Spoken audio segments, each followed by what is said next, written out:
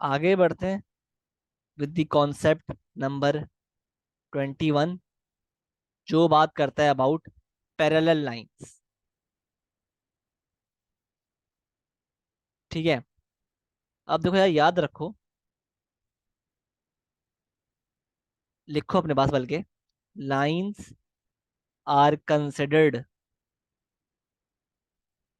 To be parallel if their directional vectors directional vectors are in the same ratio are in the same ratio. ठीक है। क्या मतलब है इस बात का कि हमारे पास दो लाइंस, वेक्टर की लाइंस जब पैरेलल होंगी, जब उनके डायरेक्शनल वेक्टर्स जो हैं वो क्या होंगे, सेम रेशो में होंगे। ठीक है।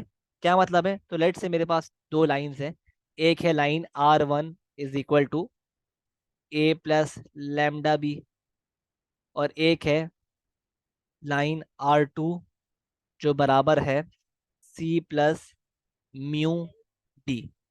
अब देखो यार, अगर हम बात करें इस लाइन की, तो इस लाइन में जो बी है वो क्या है, डायरेक्शनल वेक्टर, और लैम्डा कांस्टेंट है ऑब्वियसली। और अगर हम बात करें इस लाइन की, तो इस लाइन में जो डी है वो क्या है, डायरेक्शनल वेक्टर, और म्यू क्या है, कांस्टेंट। सही है।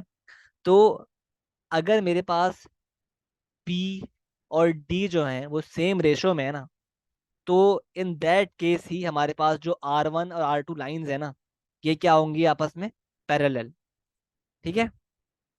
अगर मेरे पास बी और डी सेम रेशो में, तो दैट मीन्स कि मेरे पास जो लाइंस हैं R1 R2 वो क्या है, पैरेलल। आप एक एग्जांपल कर लेते हैं बात समझने के लिए।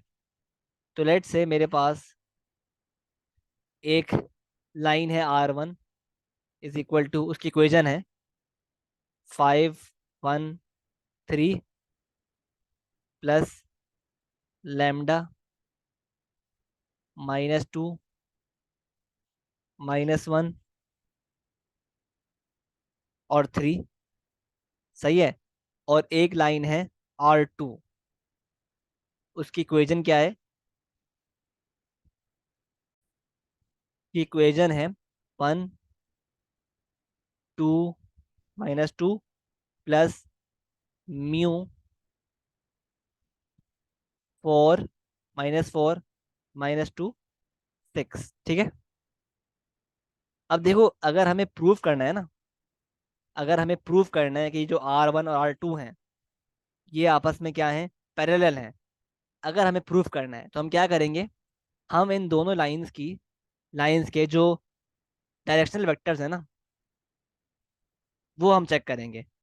तो मुझे बताओ, R1 का डायरेक्शनल वेक्टर क्या होगा, ऑब्वियसली ये।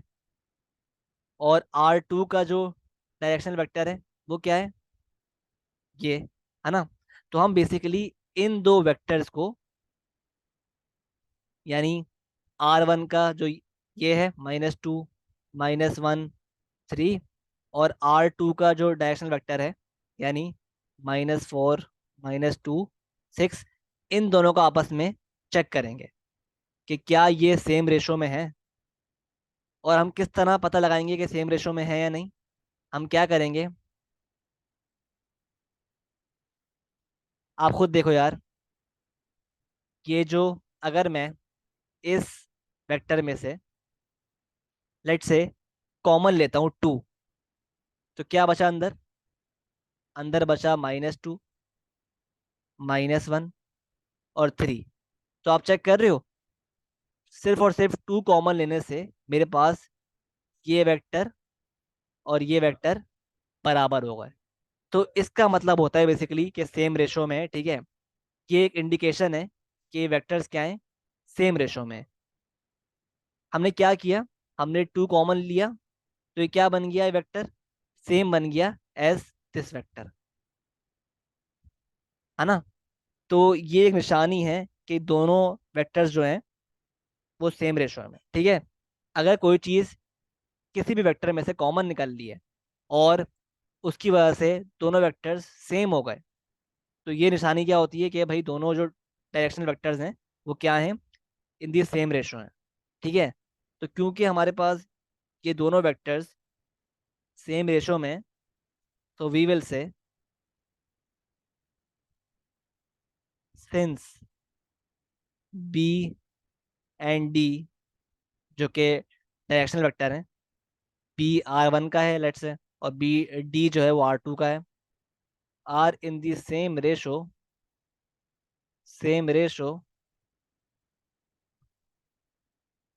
thus R1 and R2 lines are parallel। ठीक है। सही है। आई होप बात क्लियर है। ठीक है। ठीक है। तो बेसिकली हमने क्या सीखा कि अगर हमें दो लाइंस को प्रूव करना है कि वो पैरेलल हैं, तो बेसिकली हम क्या चेक करते हैं, उन लाइंस के डायरेक्शनल वेक्टर्स। अगर वो पैरेलल हैं तो इसका मतलब क्या हुआ कि लाइंस भी क्या हैं, मतलब अगर वो सेम रेशो में है, तो इसका मतलब क्या हुआ कि लाइंस क्या हैं, पैरेलल हैं। ठीक है। आई होप ये कॉन्सेप्ट भी क्लियर है, कुछ मसला नहीं हो रहा समझने में।